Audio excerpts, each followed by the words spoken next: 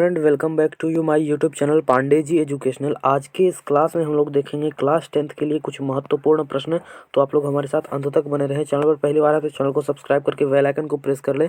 इस पर आप लोग को इसी प्रकार का वीडियोज़ मिलते रहेगा। तो देखिए, पहला क्वेश्चन क्या है कि आपतन कोण 30 डिग्री है तो परावर्तन कोण होगा। यहाँ पर बताना है कि यदि आपतन कोण 30 डिग्री है तो परावर्तन कोण कितना होगा। ऑप्शन ए है 45 डिग्री, ऑप्शन बी है 30 डिग्री, ऑप्शन सी है 60 डिग्री, ऑप्शन डी है 15 डिग्री।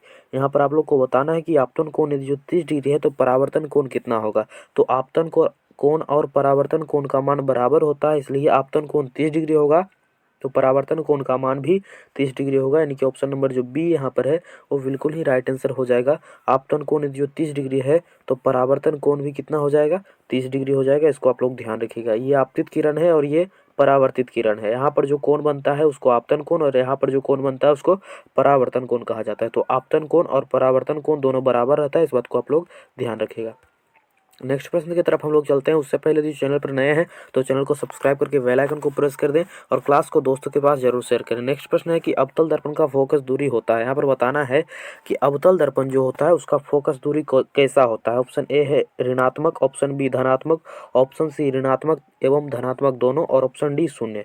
तो आप लोग ध्यान रखिएगा, जो अवतल दर्पण होता है उसका फोकस दूरी ऋणात्मक होता है, यानी कि जो ऑप्शन नंबर ए है यहाँ पर वो बिल्कुल ही राइट आंसर हो जाएगा। अवतल दर्पण का फोकस कैसा होता है, ऋणात्मक होता है। इस बात को आप लोग ध्यान रखिएगा। अवतल दर्पण का फोकस जो होता है वो ऋणात्मक होता है, इस बात को आप लोग।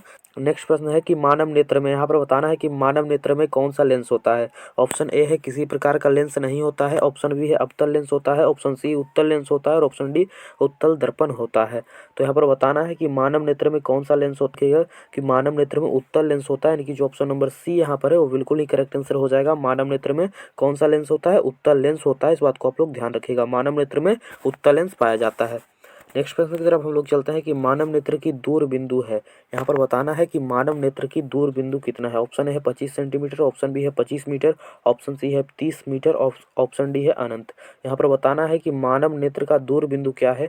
तो आप लोग ध्यान रखिएगा, जो मानव नेत्र है उसका दूर बिंदु अनंत हो जाएगा, क्योंकि मानव नेत्र जो है वो अधिकतम अनंत तक देख सकता है। इस बात को आप लोग ध्यान रखिएगा। यदि जो पूछता है कि न्यूनतम दूरी कितना है तो 25 सेंटीमीटर हो जाता है। इस बात को आप लोग ध्यान रखिएगा। और ये सारे प्रश्न बोर्ड एग्जाम की दृष्टि से काफ़ी महत्वपूर्ण है। तो आप लोग चैनल पर नए हैं तो चैनल को सब्सक्राइब करके बेल आइकन को प्रेस कर दें और क्लास को दोस्तों के पास शेयर करके पूरा वीडियो को अंत तक देखें, तभी आपको सारी चीज़ें क्लियर से समझ में आएगी। नेक्स्ट प्रश्न की तरफ हम लोग बढ़ते हैं कि लेंस की क्षमता का एसआई मात्रक होता है। यहाँ पर बताना है कि जो लेंस है उसकी क्षमता का एसआई मात्रक क्या होता है। ऑप्शन ए है एंगस्ट्रम, ऑप्शन बी है डायोप्टर, ऑप्शन सी न्यूटन तथा ऑप्शन डी है इनमें से कोई नहीं। यहाँ पर बताना है कि जो लेंस है उसका क्षमता का एसआई मात्रक क्या होता है। तो लेंस का क्षमता का एसआई मात्रक डायोप्टर होता है। इस बात को आप लोग ध्यान रखिएगा, यानी कि ऑप्शन नंबर जो बी यहाँ पर है वो बिल्कुल ही राइट आंसर हो जाएगा। लेंस की क्षमता का एसआई मात्रक क्या होता है, डायोप्टर होता है। लेंस की क्षमता का एसआई मात्रक क्या होता है, डायोप्टर होता है। इस बात को आप लोग ध्यान रखिएगा, बहुत बार ये बोर्ड एग्जाम में पूछा जा चुका है। जो ऊर्जा होता है उसका एसआई मात्रक क्या होता है। Option A calorie, option B joule, option C ताप और ऑप्शन डी न्यूटन। तो इस बात को ध्यान रखिएगा, जो ऊर्जा होता है उसका एसआई मात्रक जूल होता है, यानी कि जो ऑप्शन नंबर यहाँ पर बी दिया हुआ है वो बिल्कुल ही राइट आंसर हो जाएगा। ऊर्जा का एसआई मात्रक क्या होता है, जूल होता है। इस बात को आप लोग ध्यान रखिएगा, ऊर्जा का एसआई मात्रक क्या होता है, जूल होता है। ये सारे प्रश्न बहुत इंपॉर्टेंट है, तो आप लोग इस सारे प्रश्न को याद करते जाइएगा और यदि जो नहीं याद है तो कॉपी पर लिख करके याद करने का कोशिश कीजिएगा। नेक्स्ट प्रश्न की तरफ हम लोग चलते हैं कि डीजल का उपयोग होता है। यहाँ पर बताना है कि जो डीजल है उसका उपयोग होता है। ऑप्शन नंबर ए है कि भारी वाहनों में, ऑप्शन बी है रेल इंजनों में, ऑप्शन सी है विद्युत उत्पादन में और ऑप्शन डी है इनमें से सभी। तो यहाँ पर बताना है कि जो डीजल है उसका उपयोग किसमें होता है। तो डीजल का उपयोग इनमें से सभी में होता है, यानी कि भारी वाहनों में भी होता है, रेल इंजनों में भी होता है और विद्युत उत्पादन में भी होता है, यानी कि ऑप्शन नंबर जो डी यहाँ पर दिया हुआ है इनमें से सभी, ये करेक्ट आंसर हो जाएगा। डीजल का उपयोग किसमें होता है, तो भारी वाहन में भी होता है, रेल इंजन में भी होता है और विद्युत उत्पादन में भी होता है, यानी कि इनमें से सभी। ऑप्शन नंबर डी जो है यहाँ पर वो बिल्कुल ही राइट आंसर हो जाएगा। नेक्स्ट प्रश्न की तरफ हम लोग चलते हैं कि मछलियां किस अंग द्वारा शोषण करती है। यहाँ पर बताना है कि जो मछली है उसका श्वसन अंग क्या है, मछलियां किस अंग द्वारा शोषण करती है। ऑप्शन ए है फेफड़ा से, ऑप्शन बी त्वचा से, ऑप्शन सी गिल्स से तथा ऑप्शन डी ट्रेकिया से। यहाँ पर बताना है कि जो मछली है वो किस अंग द्वारा श्वास लेती है। तो मछली जो होता है वो गिल्स के द्वारा श्वास लेता है, यानी कि ऑप्शन नंबर जो सी है यहाँ पर वो बिल्कुल ही राइट आंसर हो जाएगा। मछली किससे श्वास लेता है?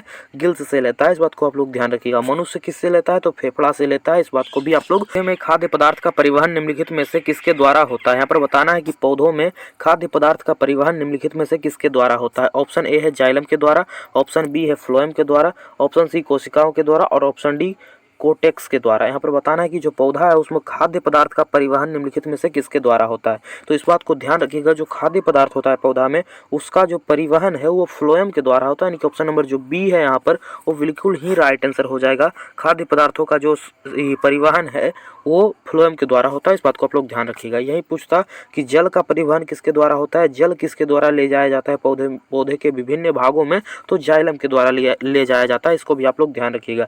जब पूछेगा जल तो जाइलम में मारना है, और जब पूछेगा फ्लोएम तो एफ से होता है फूड, इसलिए फ्लोएम में मारना है। कब? जब भोजन के बारे में पूछेगा, खाद्य पदार्थ के बारे में पूछेगा तो फ्लोएम में मारना है।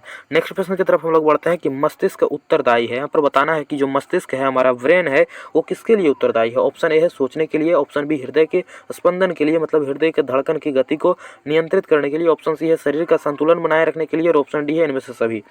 तो जो मनुष्य का मस्तिष्क है वो इनमें से सभी कार्यों के लिए उत्तरदायी है, यानी कि सोचने के लिए भी उत्तरदायी है, शरीर का संतुलन बनाने के लिए भी उत्तरदायी है, और हृदय के स्पंदन के लिए भी उत्तरदायी है, यानी कि ऑप्शन नंबर जो यहाँ पर डी है वो बिल्कुल ही राइट आंसर हो जाएगा। मनुष्य का जो मस्तिष्क है, ऑप्शन नंबर डी यहाँ पर राइट हो जाएगा। मनुष्य का जो माइंड है वो सभी कार्यों के लिए उत्तरदायी है, इस बात को आप लोग ध्यान रखिएगा। नेक्स्ट प्रश्न की तरफ हम लोग बढ़ते हैं कि इंसुलिन की कमी के कारण कौन सा रोग होता है? यहाँ पर आप लोग को बताना है कि जो इंसुलिन है इसके कमी से कौन सा रोग होता है? इंसुलिन की कमी के कारण कौन सा रोग होता है यहाँ पर बताना है। ऑप्शन ए है एड्स, ऑप्शन बी है वेरी वेरी, ऑप्शन सी मधुमेह तथा ऑप्शन डी घेघा। यहाँ पर बताना है कि जो इंसुलिन है उसके कमी से कौन सा रोग होता है? तो आप लोग ध्यान रखिएगा, जो इंसुलिन है उसके कमी से मधुमेह होता है, यानी कि ऑप्शन नंबर जो सी है वो करेक्ट आंसर हो जाएगा कि इंसुलिन की कमी से कौन सा रोग होता है? तो मधुमेह रोग होता है। और ये सारा प्रश्न बहुत ही इंपॉर्टेंट है बोर्ड एग्जाम की दृष्टि से, तो आप लोग इन सारे प्रश्नों को अच्छे तरीके से देख लीजिएगा और याद करने का कोशिश कीजिएगा। ये 400 ऑब्जेक्टिव क्वेश्चन का एक सीरीज है, तो आप लोग इसमें जुड़े रहें। और इस पूरे सीरीज में साइंस के महत्वपूर्ण प्रश्न जितने भी हैं, जो VVI प्रश्न है जिसको बार बार पूछा गया है और पूछने का संभावना है, वो सारे प्रश्न इसमें करा दिए जाएंगे। तो आप लोग इसके साथ जुड़े रहें, और चैनल पर पहली बार है तो चैनल को सब्सक्राइब भी कर दें। अगले प्रश्न की तरफ हम लोग चलते हैं कि एक वयस्क मनुष्य में कितने दांत होते हैं? नेक्स्ट क्वेश्चन क्या है कि एक वयस्क मनुष्य में कितने दांत होते हैं? ऑप्शन ए है 30, ऑप्शन बी है 28, ऑप्शन सी है 32 और ऑप्शन डी है 34। इस प्रश्न का आंसर आप लोग कमेंट बॉक्स में बताइएगा। बढ़ते हैं कि ट्रेकिया किस जीव का श्वसन अंग है? यहाँ पर बताना है कि जो ट्रेकिया होता है वो किस जीव का श्वसन अंग होता है। ऑप्शन ए है हाइड्रा, ऑप्शन बी है स्टार्च फिश और ऑप्शन सी है कॉकरोच, ऑप्शन डी मनुष्य। यहाँ पर बताना है कि ट्रेकिया किस जीव का श्वसन अंग होता है। ऑप्शन ए है हाइड्रा, ऑप्शन बी है स्टारफिश, ऑप्शन सी कॉकरोच और ऑप्शन डी मनुष्य है।